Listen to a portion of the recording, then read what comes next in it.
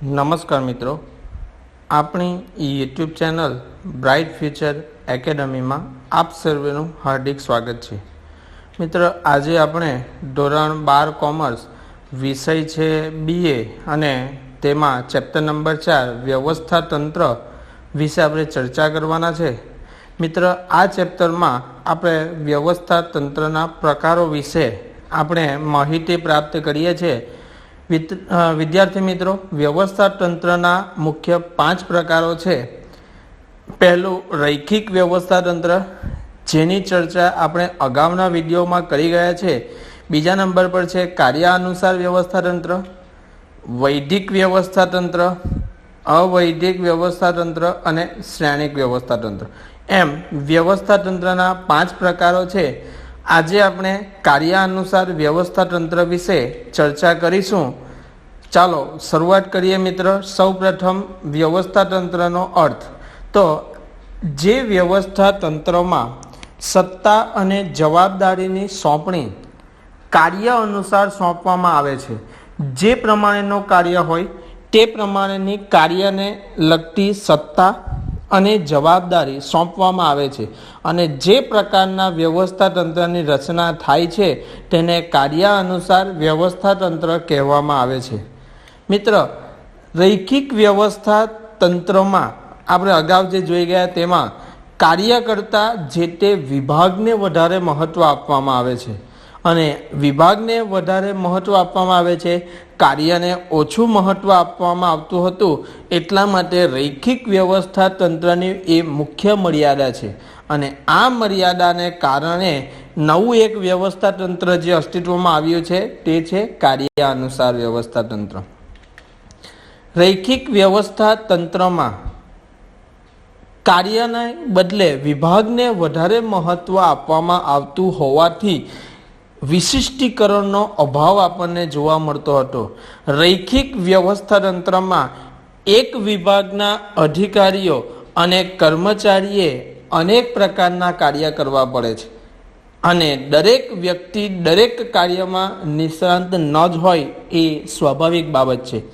હવે આપણે જોઈશું કાર્ય અનુસાર વ્યવસ્થા તંત્રની આકૃતિ.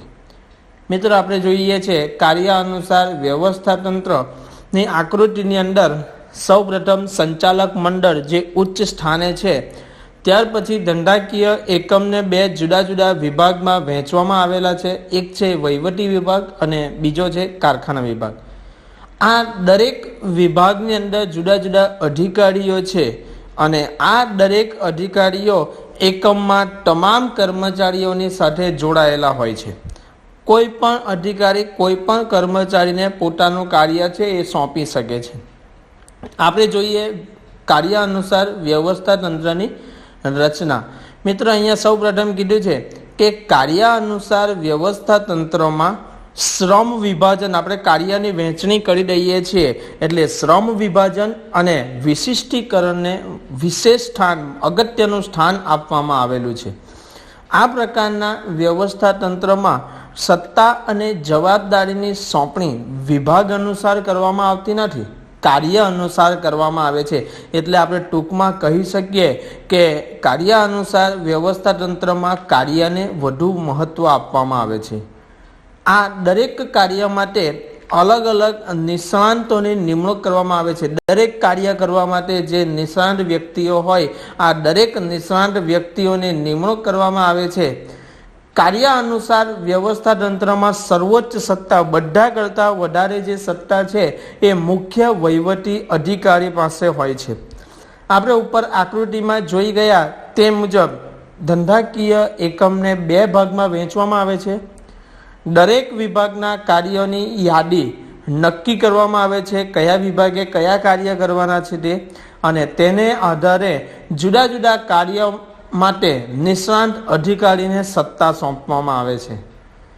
આ પ્રકારના એટલે કે કાર્ય અનુસાર વ્યવસ્થા તંત્રમાં દરેક અધિકારી એકમના દરેક કર્મચારીને જે તે કાર્ય કરવા અંગે હુકમ કરી શકે છે. આ પ્રકારના વ્યવસ્થા તંત્રની રચના કરતી વખતે ખાસ એ બાબત ધ્યાનમાં રાખવી જોઈએ કે કોઈ પણ કાર્ય સોંપાયા વિનાનું રહી ન જાય, અને કોઈ પણ કાર્ય બેવડાય નહીં. જે એકમમાં કાર્યના સ્વરૂપમાં વિવિધતા જોવા મળે છે તેવા એકમો માટે આ પ્રકારનું એટલે કે કાર્ય અનુસાર વ્યવસ્થા તંત્ર વધુ અનુકૂળ છે. મિત્ર, ખૂબ જ અગત્યનો પ્રશ્ન છે. આપણને પ્રશ્ન પૂછવામાં આવે કે કાર્ય અનુસાર વ્યવસ્થા તંત્ર કયા ધંધાકીય એકમ માટે અનુકૂળ છે, તો આપણે સૌ બધા જાણીએ છીએ કે જે એકમમાં કાર્યના સ્વરૂપમાં આપણને વિવિધતા જોવા મળતી હોય, જુદા જુદા ઘણા બધા સ્વરૂપના કાર્ય થતા હોય, એવા ધંધાકીય એકમમાં આ કાર્ય અનુસાર વ્યવસ્થા તંત્ર ખૂબ જ અનુકૂળ છે. મિત્ર, અહીંયા આપણો જે કાર્ય અનુસાર વ્યવસ્થા તંત્રનો જે પ્રશ્ન હતો એ પૂર્ણ થાય છે. આપ સર્વેને ખ્યાલ આવી ગયો હશે. જો મિત્ર તમને આ વિડીયો ગમ્યો હોય તો તમારા મિત્ર સાથે એને જરૂરથી શેર કરો, એને લાઈક કરો, એને સબસ્ક્રાઈબ કરો. ધન્યવાદ.